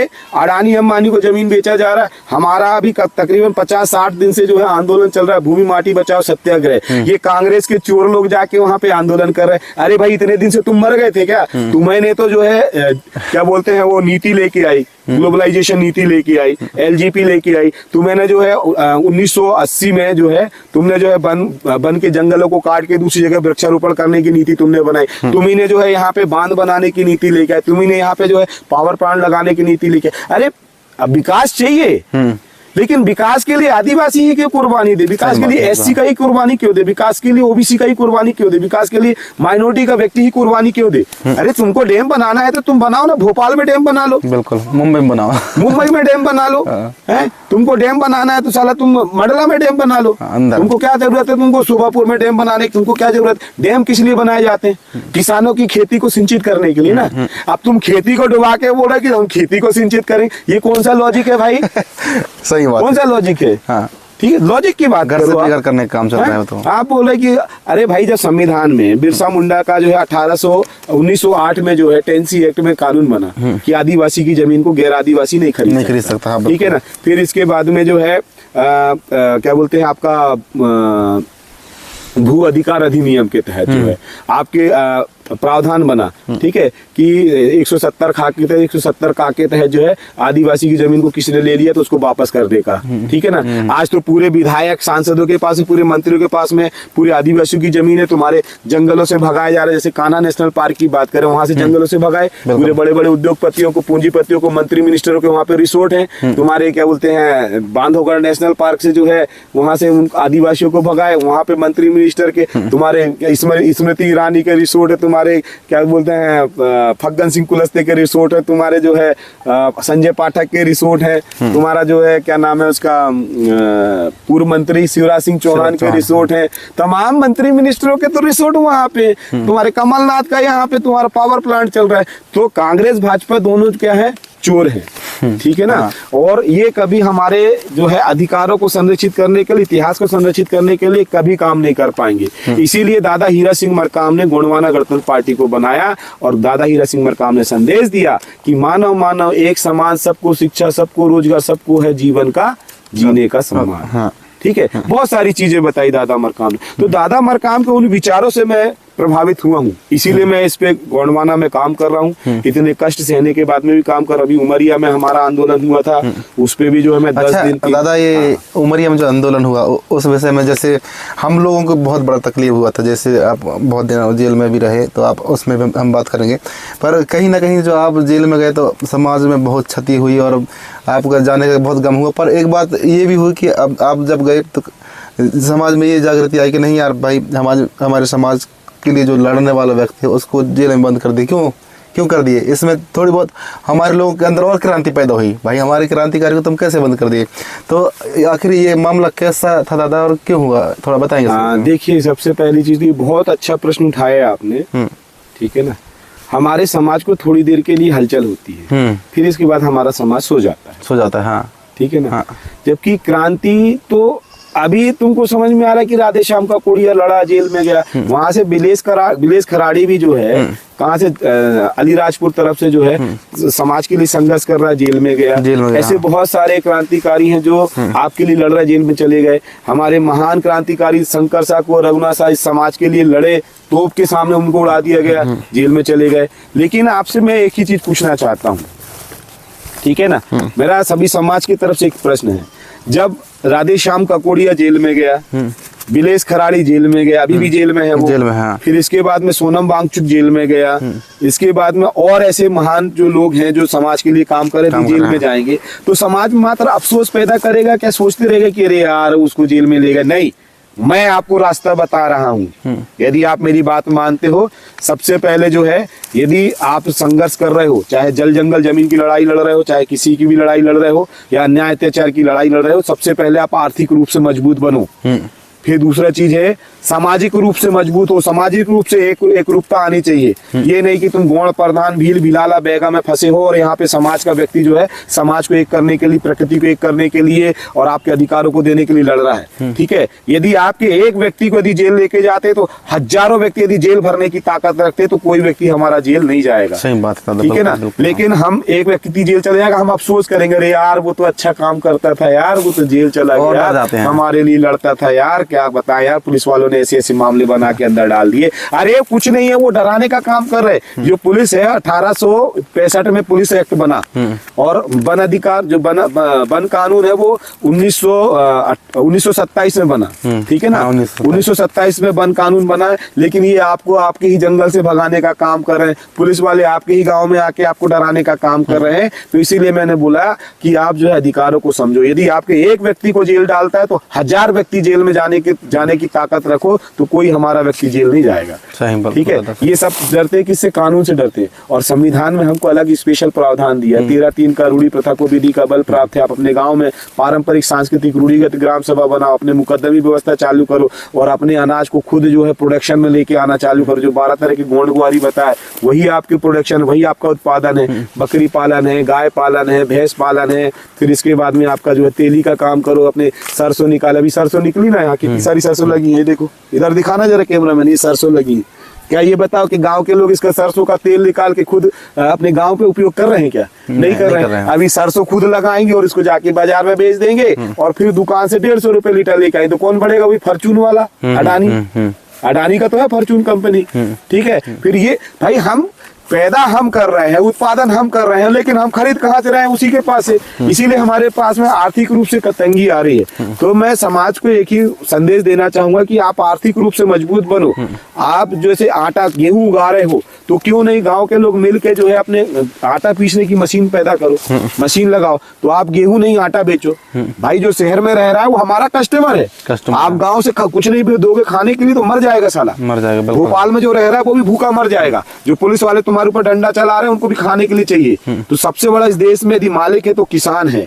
इस देश में मालिक है तो आदिवासी पहला किसान है, जिसको ST SC OBC माइनॉरिटी बोलता हूँ। तो अपनी किसानी की ताकत को जाने, अपनी उपज को जाने, बेचना बंद कर दे, नहीं देना है मंडी में। आप पैसे फंड इकट्ठा करके, आज जितने भी बैंक देखो, यदि यहाँ पे बांध बना रहा है, जैसे अडानी वहां पे करोड़ों रुपए का कोयला निकाल रहा है, ठीक है ना। अब समता जजमेंट, वेदांता जजमेंट बोलता है जिसकी जमीन उसका खनिज। तो भाई हमारी जमीन से तुम कोयला निकाल रहे हो, हमारी जमीन से तुम सारा चीज कर रहे हो, तो हमको मालिकाना हक दो ना। तो हमारी जो सिंगरौली में लड़ाई चल रही है वो 3 चीज की लड़ाई है। पहला चीज है कि यदि आप सरकार चाह रही, राज्य सरकार, केंद्र सरकार चाह रही कि विकास में आदिवासी सहयोग करे, तो हमारी मांग है कि पहला कि घर के बदले घर दे दो, जमीन के बदले जमीन दे दो, वैसी जमीन, ठीक है, वैसी सिंचित जमीन दो ना भाई, जमीन के बदले जमीन दे दो। और जो कोयला निकल रहा है उसपे से जो है 5वीं अनुसूची क्षेत्र के तहत 35% मालिकाना हक दे दो। हम कमाने नहीं जाएंगे, हम खदान में काम करने नहीं जाएंगे, हमारी जमीन है, हमारी जमीन से कोयला निकल रहा है, सोना निकल रहा है, तो उस पर 35% मालिकाना हक हमारा है, शेयर हमारा है। यदि चलो 35% भी नहीं दे तो हमारी दूसरी मांग है कि समता जजमेंट में 22% आंशिक लाभ बोल रहे हैं, तो आप 22% दे दो, घर के बदले घर, जमीन के बदले जमीन, और हमको जो मालिकाना हक चाहिए हमको 22%, तो 22% मालिकाना हक। इतनी सी लड़ाई है, ठीक है। जैसे मान के चलो यहाँ पे बसनिया बांध बना रहा है दादा, ठीक है ना, तो तो बसनिया बांध वालों को भी मेरा निवेदन आग्रह है कि आप सभी लोग बसनिया बांध, सुबापुर बांध, जो भी विकास के नाम पे बांध बना रहे हैं, विकास के नाम पे जंगलों को काट रहे हैं, विकास के नाम पे जो खदानों को खोद रहे हैं, सभी से मेरा आग्रह निवेदन है कि आप जो है 100 रुपए के स्टाम्प पेपर में, सभी लोग 100 रुपए के स्टाम्प पेपर में अपनी पारंपरिक सांस्कृतिक ग्राम सभा बनाओ और 100 रुपए के स्टाम्प पेपर में सभी जो है उस परियोजना को नकारने का काम करो, अस्वीकार करने का काम करो और अपनी शर्त के हिसाब से जो है सारा चीज काम करो। और वो स्टाम्प पेपर मेरे को लाके दो, नहीं बनता तो मुझे बुलाओ, मैं आता हूँ, मैं आपके साथ में काम करूंगा, आपको बताऊंगा। लेकिन सब जगह मेरा पहुंचना पॉसिबल नहीं है, लेकिन हमारे साथी, युवा साथी हैं, ये आएंगे, ये आके आपको बताएंगे किस तरह से काम करना है। मेरे को 1 रुपया नहीं चाहिए, मेरे को मालिकाना हक चाहिए। आपको जो मिलेगा वो मुझे मिलेगा, मुझे कुछ नहीं चाहिए। आपके ही जीवन में जो परिवर्तन आएगा, आप जो प्रकृति के साथ में हंसेंगे, खेलेंगे, कूदेंगे, आपके बच्चे जहाँ पे हंसेंगे, खेलेंगे, कूदेंगे, वो मुझे चाहिए। मेरे को आने वाला भविष्य जिंदा चाहिए, उसी के लिए हम लड़ाई लड़ रहे हैं, उसी के लिए हम संघर्ष कर रहे हैं। तो अभी बात चल रही थी उमरिया की। उमरिया का जो मामला था, ये था 275 की राशि का, जो जनजातीय विकास मद का पैसा होता है, और ये बाह विद्युतीकरण में बाह बस्ती विकास मद का पैसा होता है, जहाँ पे जनजातीय मंत्री मीना सिंह थी, और मीना सिंह ने उस राशि का घोटाला किया था, जिस तरह से अभी जो है संपत्तियां उनके लिए घोटाला कर रही हैं। अच्छा। तो उसी घोटाले को हमने उठाया था और उसपे हमने जो 3 बार ज्ञापन दिया, 2 बार ज्ञापन दिया था, तीसरा ज्ञापन हमारा उमरिया में था। इस पे कुछ भारतीय जनता पार्टी के कुछ कार्यकर्ता, मीना सिंह के कुछ कार्यकर्ता उस पर घुस के जो है लड़ाई धंधा को चालू किया। दूसरा चीज है, पुलिस वालों की सबसे बड़ी यहाँ पे गलती है। गलती इसीलिए है कि आपको लड़ाई को शांत करना था, आपको जो है शांति व्यवस्था स्थापित करना था, लेकिन आप खुद लाठी चार्ज कर रहे हो, आप खुद वहाँ पे जो है आंसू गैस के गोले दाग रहे हो, आप खुद वहाँ पे जो है हमारे लोगों को, मालिकों को मार रहे हो। तो ये सबसे बड़ा जो अपराध है, जो पुलिस संहिता एक्ट में, जो है आचार संहिता एक्ट में, सिविल संहिता एक्ट में जो है ये दंडनीय अपराध है। लेकिन आज तक जो है पुलिस वालों को कोई किसी भी तरह का कोई भी जो है दंड जो है न्यायपालिका के तहत नहीं मिला। फिर इसके बाद में मुझे जो है रात में जब वहाँ से सारा चीज हुआ, रात में मुझे पकड़ा गया। पकड़ने के बाद कितने लोगों को पकड़ा गया? हम एक साथ जो है 48 लोगों को पकड़ा था पहले, और 48 लोगों को पकड़ा तो सभी लोगों को मार रहे थे। कोई लात से मारा था, कोई जूता से मारा था, कोई डंडे से मारा था। तो मैंने वहाँ पे मना किया, मैंने बोला भाई जो भी जितना भी मारना है मुझे मारो, क्योंकि मैं इनके आंदोलन का अगुआ मैं हूँ भाई, मैंने आंदोलन चालू किया था, मेरे कारण ये सारा चीज हुआ, जितना मारना है मुझे मारो। तो मेरे साथ में एक वो था, हमारे क्या तेकाम था, वो उस तेकाम को भी मेरे साथ में, उसको भी नक्सलाइट बना रहे थे, मेरे को भी जो है आरोप लगा रहे थे कि तुम इतना बड़ा आंदोलन कैसे कर दिए, इतने सारे गाड़ी घोड़ा कहाँ से आई, पैसा कहाँ से आया, तुम्हारा ISI से संपर्क है, ताल्लुकात है, वो पिस्तौल जो थी, वो पिस्तौल कहाँ है वो बताओ। भाई मैंने बोला पिस्तौल मैं कैसे बताऊंगा, ठीक है। तो मेरे को भी जो है 24 घंटे जो है लाठियों से, डंडों से मारा गया, बहुत सारी प्रताड़ना की गई, पीला गमछा बिठाला गया, पीला गमछा बिछा के बोला कि इस पे चल, बहुत गुणवाना करता है, बहुत हिंदुओं को गाली देता है, जय श्री राम बोल, जय श्री राम बोल, जय हनुमान बोल, जय हनुमान बोल करके तमाम जो मारने वाले लोग थे वो पुलिस प्रशासन में, वो सारे के सारे जो है सामान्य वर्ग के थे, कोई तिवारी था, कोई गर्ग था, ये सारे लोग थे वहाँ पे। तो इस तरह से जो है मेरे साथ में जेल जाने से पहले जो है, जो उमरिया में ट्रैफिक थाना था, पहले पूर्व थाना था, वहाँ पे इस तरह से प्रताड़ित किया गया। जो वहाँ पे SP थी निवेदिता नायडू ने भी जो है मातृशक्ति होने का कोई मर्यादा नहीं रखा था। किस तरह से जो उन्होंने व्यवहार किया था, मेरे को बताने में भी शर्म आती है, लेकिन कोई बात नहीं, जब समय मिलेगा, जब प्रकृति चाहेगी, तब जीवन में बहुत सारे हलचल होते, बहुत सारे परिवर्तन होते, तो जीवन में परिवर्तन होंगे। फिर मैं उसके बाद फिर जेल लेके गए, तो जेल में गए, तो जेल में हमारे साथ में जो है कुछ हमारे कर्मचारी थे जो बहुत अच्छे थे, जो जेल के अनुशासन को जानते थे, और जेल के अनुशासन के हिसाब से जो है वहाँ पे किसी भी तरह की कोई भी प्रताड़ना नहीं की गई। लेकिन जेल में जाने के बाद में हमारा एक साथी जो है दयाराम उइके, वो खत्म हो गया था। तो उसको मैं आज इस वीडियो के माध्यम से आदरांजलि अर्पित करता हूँ, और उसको जो है उस आंदोलन का जो है क्रांतिकारी मानता हूँ, शहीद क्रांतिकारी मानता हूँ। आने वाले समय में हम सभी समाज के लोग मिलके जो है उसका भी स्तंभ बनाएंगे और शहीद में उसका नाम लेके आएंगे। तो वो जेल में जो है पुलिस की मार से वो भी मारा गया, और फिर जेल में जैसे हम गए तो बहुत सारा हमने जेल के अंदर भी आंदोलन किया, जेल में बहुत सारा परिवर्तन आया, और हमको जीवन में ये सीखने के लिए मिला कि जेल में क्या होता है, बाहर क्या होता है, और समाज से दूर रहने में क्या होता है। इसीलिए मैं पूरा जीवन जो है समाज के लिए अर्पित कर दिया। और सबसे बड़ी चीज ये थी, मेरे लिए खुशी की बात ये थी कि मेरे मानपुर विधानसभा क्षेत्र के लोगों ने जो है मेरे को जेल के अंदर से चुनाव लड़ाया। बिल्कुल। और अच्छे खासे जीतने का माहौल था, जीतने वाला था, लेकिन ईवीएम में घोटाला होने के कारण और फिर वही चीज इस ईवीएम में घोटाला हुआ और मैं जो है वहां से विधायक नहीं बन पाया। लेकिन हमारे लोगों ने जो है मानपुर विधानसभा के क्षेत्र के लोगों ने जितना सहयोग किया, जिस तरह से मेरे ऊपर प्रेम बरसाया और मेरे ऊपर में जो है दया करुणा रखी, अपना भाई माना, अपना बेटा माना, अपना दोस्त माना, अपना नेता मानकर जो है उन्होंने जो काम किया, मैं आज भी उनके प्रति मेरे लिए जो है दिल में बहुत सारी जगह है, बहुत सारी प्रेम है। और इसके बाद भी जो है हमारे जो खिलावन मामा है, हमारे जो है भरत मार्को जी हैं, अमर है और विजय पटेल जी हैं और हमारे मुसलमान भाई हैं, बहुत सारे हमारे जो है एससी के भाई हैं, बहुत सारे हमारे समान, सभी वर्गों ने जो है वहाँ पे जो है मिलजुल के काम किया। और मेरे को निकालने में भी मेरे घर वाले आए थे। दादा लगभग आप जेल में कितने दिन रहे होंगे? मैं जेल में था 10 महीने 3 दिन था। और 10 महीने 3 दिन में इतिहास में पहली बार मैं एक बता रहा हूँ कि 5 मामले मेरे ऊपर में लगाए गए, एक ही समय में एक ही घटना के 5 मामले लगाए गए, जिन 4 मामलों में मेरे को जो है पहले ही मेरे को जमानत दे दी गई थी।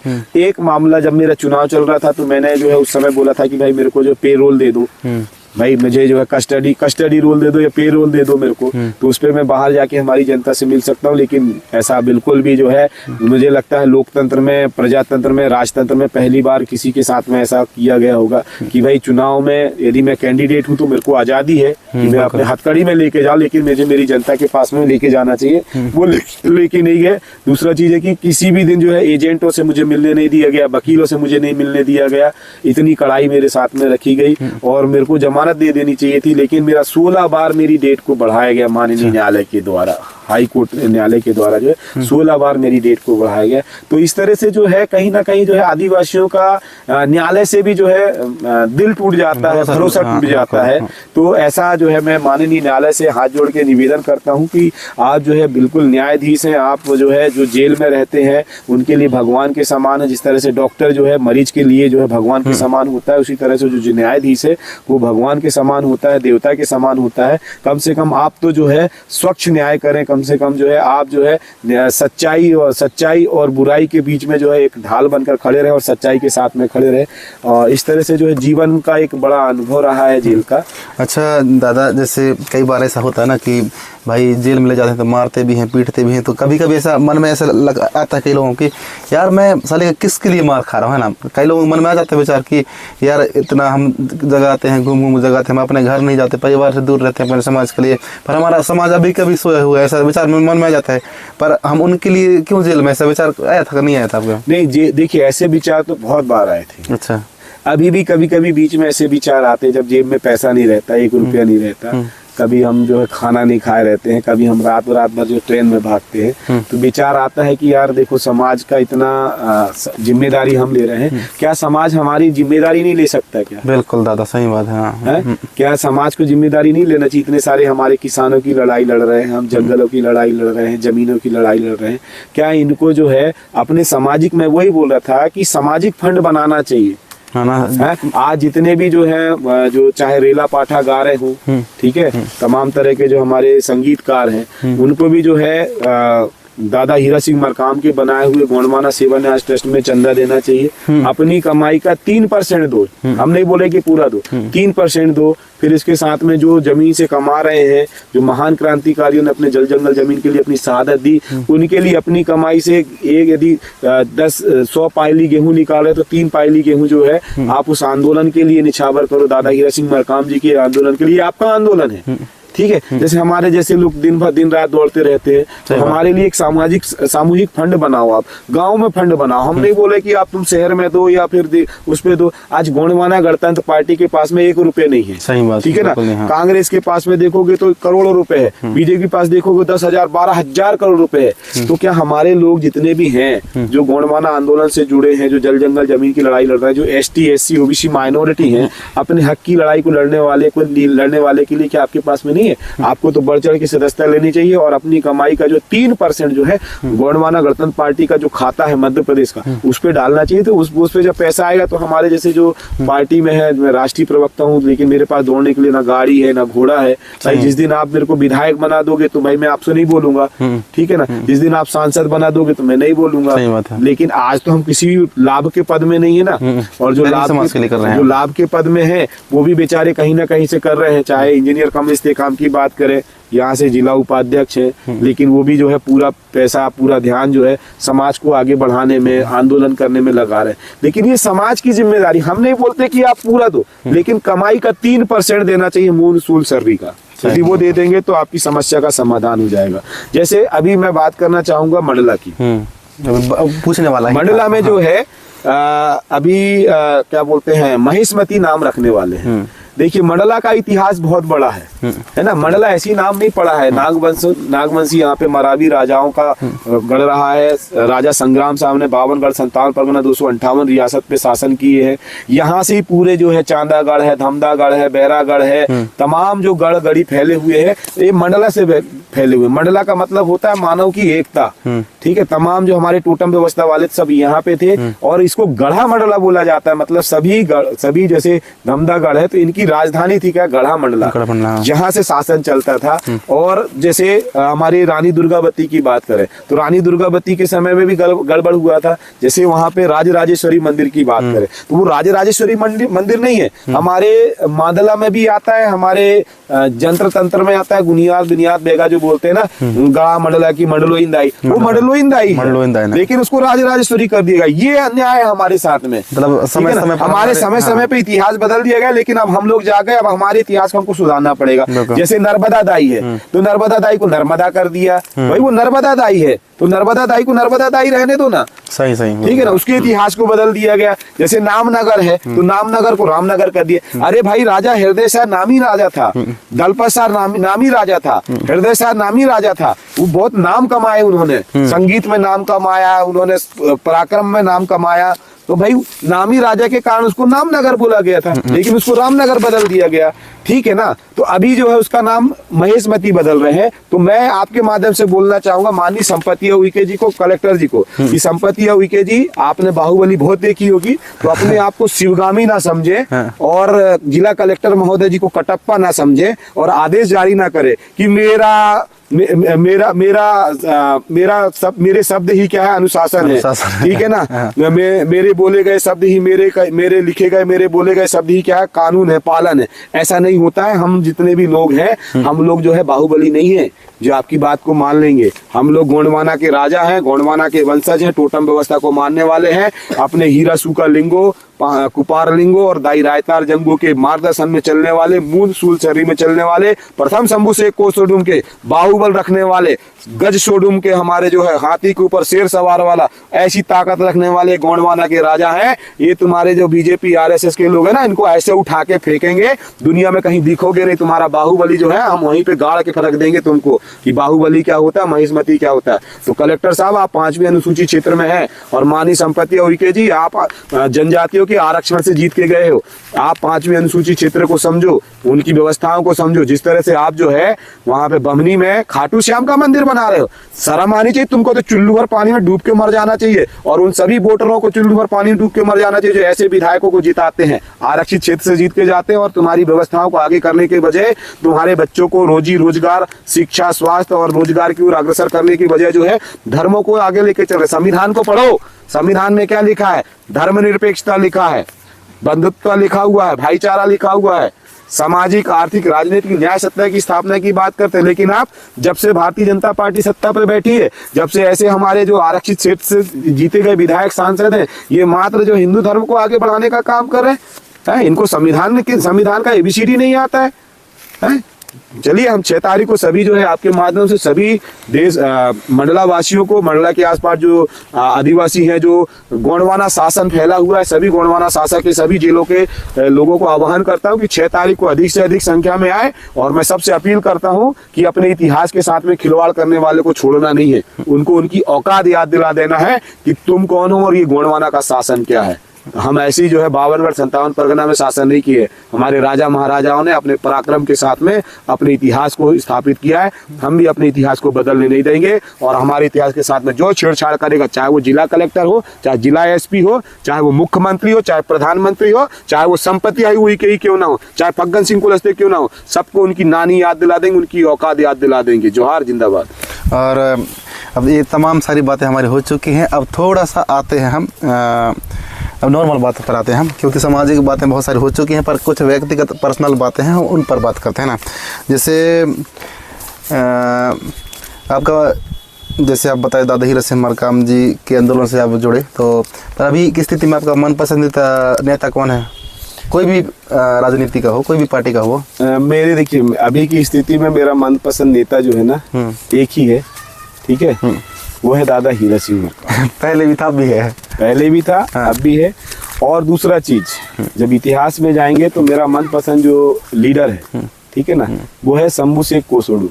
अच्छा, जिन्होंने गोंदोला व्यवस्था को स्थापित किया। मैं उन्हीं के मार्गदर्शन में चलता हूँ और मेरा जो आइडियल है, हीरा सूका लिंगो, कुपार लिंगो, दाई रायतार जंगो। मैं गोठुल की व्यवस्था को स्थापित करना चाहता हूँ, गोंदोला व्यवस्था को स्थापित करना चाहता हूँ।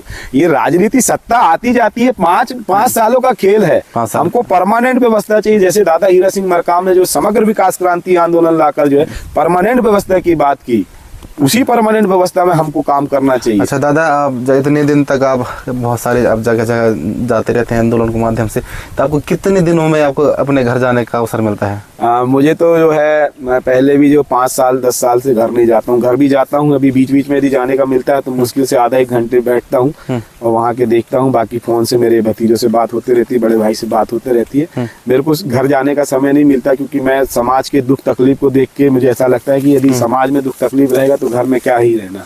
अच्छा, जैसे इस बात से आई, तो जैसे आप पहले बताए थे बीच में कि मैं शादीशुदा नहीं हूँ, शादी नहीं हुई मेरी, तो आप शादी करने का कब प्लानिंग है? नहीं, बिल्कुल शादी करेंगे। शादी नहीं करूंगा तो मैं कुंडा में कैसे मिलूं? सही बात है, ठीक है ना। हमारे समाज की जो व्यवस्था है ना, कुंडा टुंडा मुंडा कुंडा, ठीक है ना। जब तक आप शादी नहीं करेंगे तो पारिवारिक व्यवहार और जो जिस प्रकृति ने आपको जो है वंश वृद्धि को आगे बढ़ाने के लिए भेजा है, तो वंश वृद्धि कैसे आगे बढ़ेगी? सही बात है। अच्छा, कब तक शादी करने की प्लानिंग है आपकी? जिस दिन समाज मेरे को मान सम्मान से जो है यथा स्थान देगा, है ना। आज हमारे पास में क्या है, अभी खाने के लिए 2 वक्त की रोटी नहीं बताया, किराया भाड़े के लिए दिक्कत हो जाती है। अब मैं परिवार को ला लूंगा तो परिवार को क्या खिलाऊंगा, क्या पिलाऊंगा? जब परिवार को समय देने लगूंगा तो फिर समाज को समय नहीं दे पाऊंगा। इसीलिए मेरा प्रयास है कि समाज जिस दिन इस चीज को समझ जाए कि भाई पारिवारिक जीवन में भी जो है चाहिए, सहयोग चाहिए, तो भाई हमारे दौड़ने के लिए, भागने के लिए, काम करने के लिए व्यवस्था, आर्थिक रूप से व्यवस्था करे।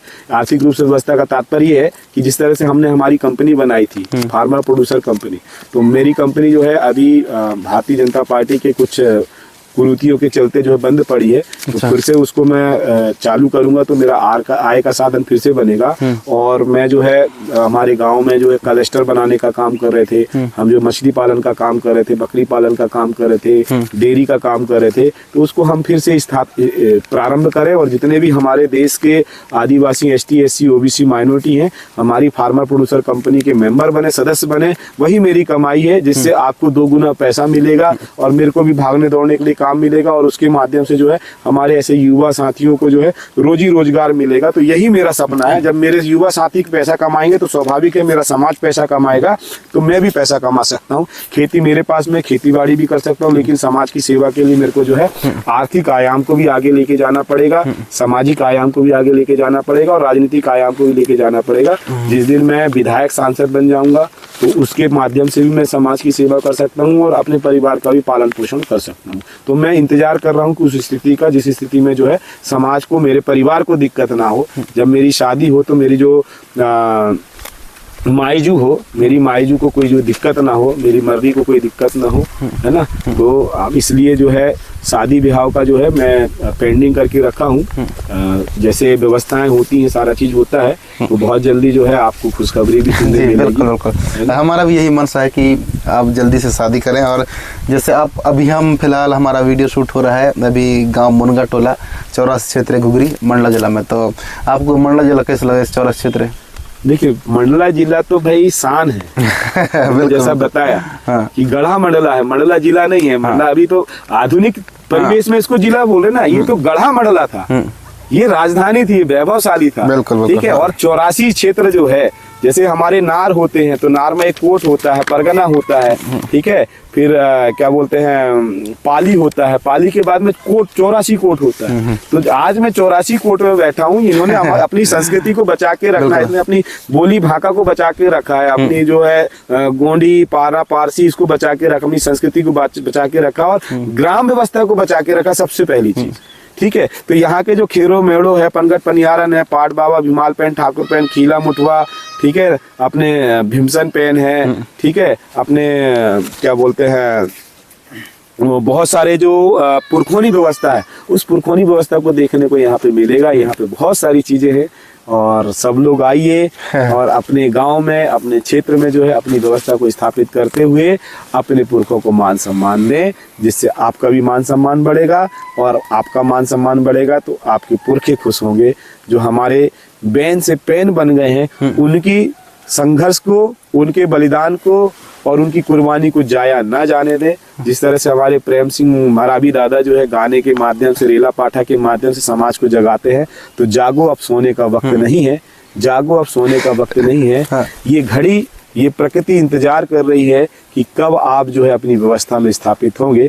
और दादा, जैसे हम आपको मंचों के माध्यम से सुनते रहते हैं कि अच्छे अच्छे लोगों का हालत खराब कर देते हैं, बड़े बड़े नेता लोगों को, मंत्रियों को तक, कभी सांसदों को तक बोल देते हैं, खुले सामने बोल देते हैं, तो कभी डर नहीं लगता कि यार मैं कुछ पद में भी नहीं हूँ, मेरे पास कुछ साधन नहीं है, तो कुछ सुना हो जाए करके?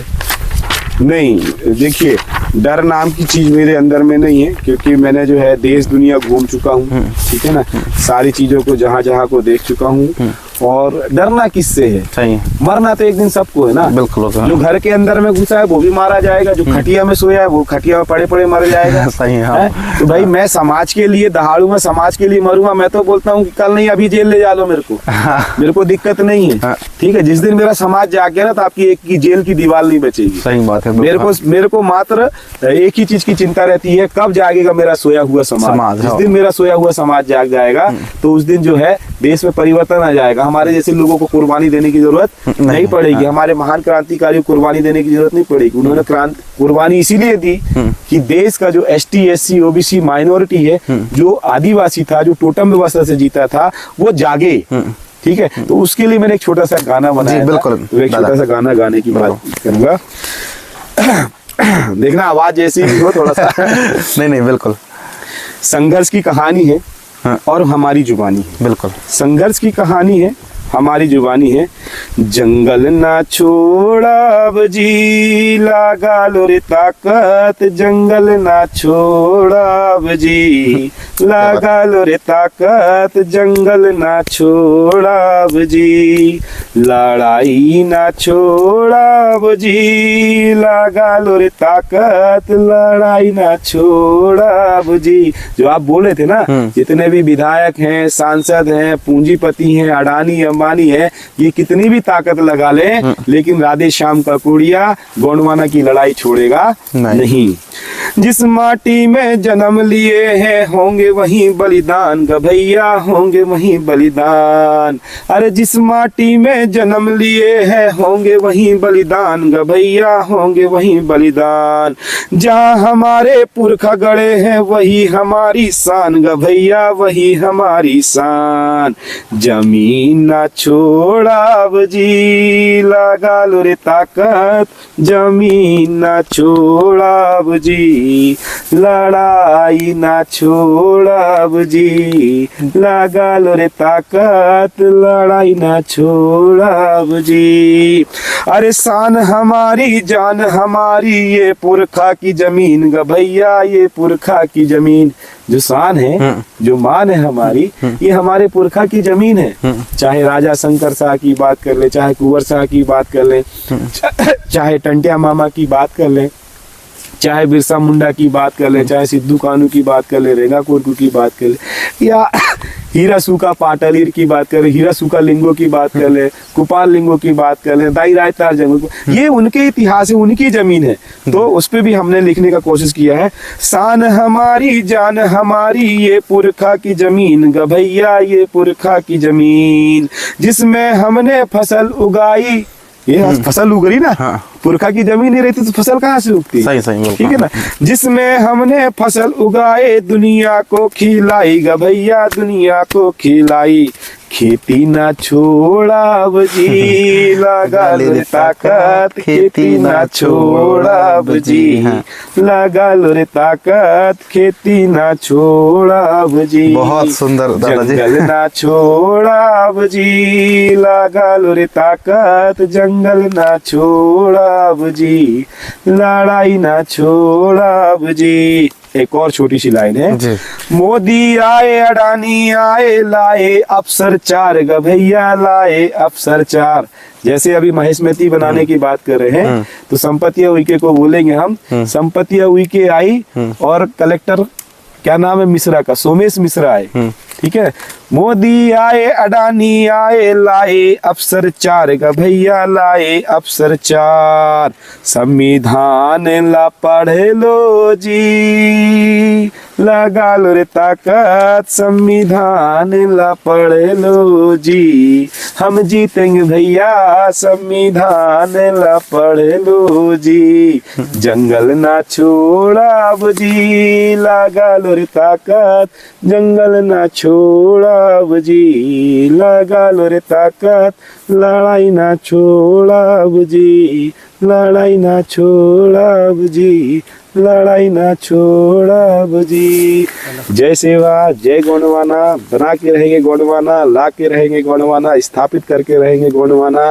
गोंडवाना के दादा हीरा सिंह मरकाम था, सेवा सेवा, सेवा। और अंत में हम यही कहना चाहेंगे कि आज दादाजी ने अपने जो संघर्ष की कहानी बताई और किस तरह से इतनी संपन्न परिवार के होते हुए भी आज समाज के लिए गली गली घूम रहे हैं, जगा रहे हैं, चेतना ला रहे हैं। तो हम यही कहते हैं कि हम सब मिलजुल कर दादा के सपनों को पूरा करें और दादा को एक विशेष स्थान दें ताकि और भी हमारी लड़ाई लड़ें अच्छा से और समाज में हमारा आवाज़ को बुलंद करें। इसी आशा विश्वास के साथ हम इस वीडियो को करते हैं एंड। और आपको बहुत बहुत धन्यवाद दादा, बहुत बहुत जो आपने धन्यवाद इतना बहुमूल्य समय हमें दिया। बस एक छोटी सी बात यहाँ पे बोलूंगा, ऐसे ही हमारे युवा साथी जो आधुनिकता है, आधुनिकता की राह में आगे बढ़े, चाहे वो सोशल मीडिया के माध्यम से हो, यूट्यूब के माध्यम से हो, इंस्टाग्राम से माध्यम से हो, फेसबुक के माध्यम से हो, अधिक से अधिक हमारे समाज के लोग, ST SC OBC और माइनॉरिटी के लोग जो है हमारे युवा साथियों के चैनल को सब्सक्राइब भी करें, उनको लाइक भी करें, जिसके माध्यम से आपकी ये बात है हर जगह जाए